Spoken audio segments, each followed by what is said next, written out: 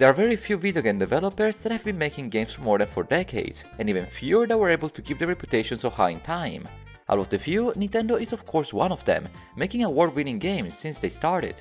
And while the various games developed and published by Nintendo vary greatly in gameplay, plots and art style, they all feel familiar, connected in a way other developers can hardly get right. But what makes Nintendo games so great, and what makes them unique yet related? What is the Nintendo secret formula? First things first, roll the intro.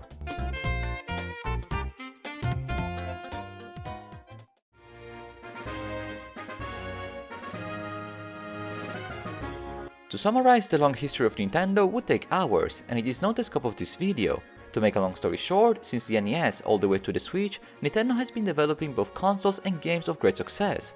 Franchises like Super Mario, The Legend of Zelda, Pokémon, Super Smash Bros, Animal Crossing, Fire Emblem, Xenoblade, Kirby are just a few out of the many, and I mean many, IPs Nintendo owns and cherishes. And Nintendo has not been shy of using their intellectual properties over the years. You will not find a Nintendo console without a Mario Kart, a care not all developers have with their own IPs. Yes, I'm looking at you, Sony. And keep in mind that the vast majority of these successful franchises are made by Nintendo, and not simply bought over like Microsoft did for Bethesda and Activision. But the most surprising fact is not much about the number of series and franchises Nintendo has, rather the surprising high quality all these games showcase. I could pick the most random game from the bunch, say Captain Toad Treasure Tracker for the Wii U, and still get a charming, well-developed game, despite being far from Nintendo's biggest blockbuster. So how is it possible for a company to develop so many games of so many different genres over so many different generations of consoles and still manage to make each title feel unique, and above all, fun? In my opinion, there are many factors that help Nintendo to be the successful company it is currently, including familiarity, care for details, and constant innovation. To keep a company afloat for half a century is no small feat, but let me explain how Nintendo managed to do so and what makes Nintendo games so special.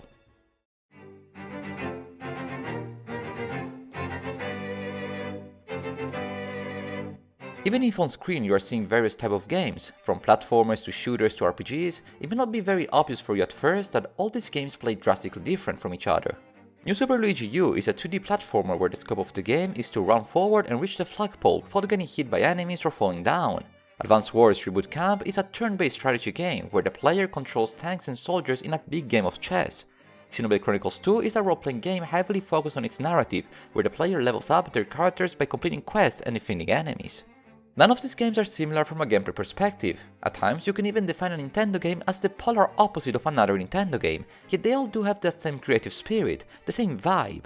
And I'm not only talking about the similar art style, that yes, does help, but something deeper in the game design. You see, it is the philosophy behind the various games adopted by the developers back in Kyoto that is recurring in their games.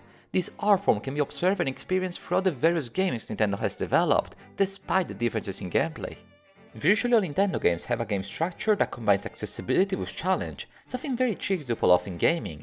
In principle, all of their games are easy to pick up, they are for the whole family, but they can still present challenges enjoyed by veteran players like myself. Take a game series like Super Smash Bros. Sure, everybody can duke it out by randomly pressing buttons on the controller and do a decent enough job to win against low-level bots, but the ceiling to become a pro at the game is very high. Just watch an official tournament to get the idea of how complex the game can become. This core aspect of all Nintendo games allows them not only to reach a great audience, but also to deliver a fun experience despite the player's own skills and development as a gamer.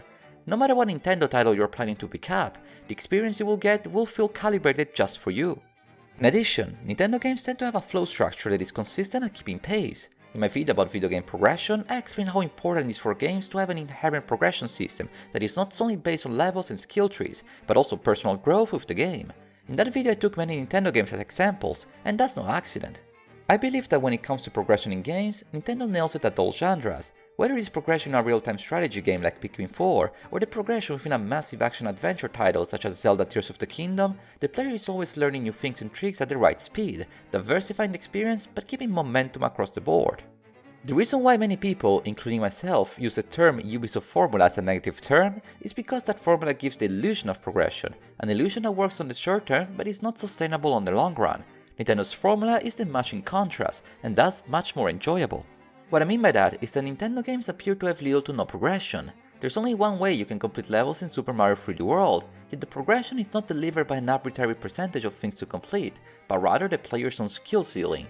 When you play a Nintendo game, you always feel like you're moving forward, despite not having the grinding magnitude of side content that does not truly enhance the experience. I do not know what is the secret ingredient that makes everything Nintendo touches gold, but I definitely know its results. Now, of course, in the 40 plus years of gaming, there have been some disappointing titles. No one is really praising Pokémon Scarlet and Violet for its technical achievements, but even the worst of the worst games made by the big N are still alright. And speaking of tech details, did you ever notice that in the vast majority of games published by Nintendo, they are very rarely broken and need post-launch patches? There are exceptions like the previously cited Pokémon game, but from their main lineup to their smaller projects, it is incredible to realize that Nintendo games work as intended. Sure, speedrunners do find very obscure mechanics to complete their games faster, but these exploits are virtually impossible to find if you're not looking actively for them.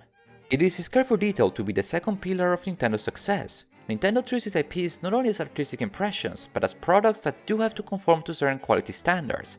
The seal of approval games discs have is not only for decoration or a pat on the back, but are internal demands Nintendo strives to achieve in each and every product that Nintendo signs. It is unclear if Miyamoto ever stated that a delayed game is eventually good, but a rushed game is forever bad, but it is clear that Nintendo operates in this mindset. In the darkest day of the Wii U era, the company really needed a killer application, and at the time it was clear that Zelda Breath of the Wild was the ace to play as soon as possible. But no, rather than to risk it all to launch the game in that much needed 2015 timeframe, Edge's team worked on the game for 2 more years, de facto skipping the failing console. Delay allowed the team to develop the game more and guaranteed the project's, and by extension the Switch, long-term success. Point being that quality compromises when it comes to Nintendo games are very rare, something many other developers cannot quite brag. And this quality is not restricted to just a handful of series or genres. As I stated earlier, no matter how the game plays or looks, if it has that seal of approval, you as a customer are guaranteed quality. But perhaps the most impressive thing Nintendo does while keeping its high consistency is to innovate and reinvent its formula over the years. Nintendo is far from the only company to innovate in the gaming industry, but the way Nintendo evolves its formula is more subtle yet effective than what some other companies do. As an example, let us take New Super Mario Bros. Wii and compare it to Super Mario Wonder. At first glance, you would not notice many differences. To the untrained eye, these games look and appear to be very familiar, but as soon as you play them, you realize how false this first impression is. These two games are from the same series, but man if Wonders feels like a much-needed upgrade from the new Super Mario Bros. Formula. And the same goes for titles like Kirby in the Forgotten Land and Super Mario Odyssey, sequels that freshen up the main franchise without removing the soul that made the franchise successful in the first place. Even titles that take a very different route from their series, like it was the case for Zelda Wind Waker, still found immense success and are praised for their innovation. Nintendo is one of the few developers that can take risks while playing it safe, a fine line near impossible to balance. There is fun when speculating what Nintendo will do next, not fear. Granted, there have been times where the magic did not work as intended, but rather than to fall deeper into their mistakes, Nintendo takes accountability and redirects the ship towards success. At times their decisions do sound a bit strict and inflexible, but in the long run, Nintendo's mistakes are overshadowed by their greatness. And perhaps this last statement is perfect to conclude my thesis. I played countless games from many different publishers, and while there are masterpieces developed all across the globe, the good old software house in Kyoto is the one that best manages all of her titles. It is a studio that in my experience has the greatest amount of great and outstanding games proportional to her releases.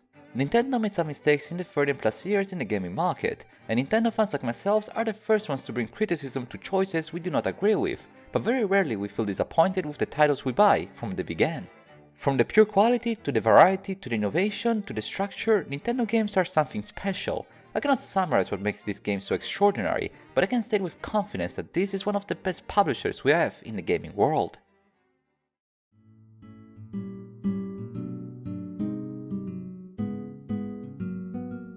For many people, gamers and non-gamers alike, Nintendo is synonymous with high-quality video games that range across different platforms and different generations. I'm confident that whatever Nintendo ends up doing with the Switch 2 will be splendid, perhaps risky, but at least packed with great first-party titles. Even if we get a Switch U, there will be enjoyable titles to play. For myself and many of you watching this video, Nintendo holds a very special place in our gaming journey, and I can only wish the best to Shigeru Miyamoto and his team. If you made it this far, I wanted to thank you one too many Nintendo times for watching today's video. I've discussed many Nintendo games on the channel, and for good reason, since there are often excellent examples to bring into the various discussions. I therefore felt it was right to pay Nintendo the right homage. Should I do a similar video on other publishers like Sega, Square or 2K? Let me know down below. I wish you a wonderful day, and until next time, arrivederci!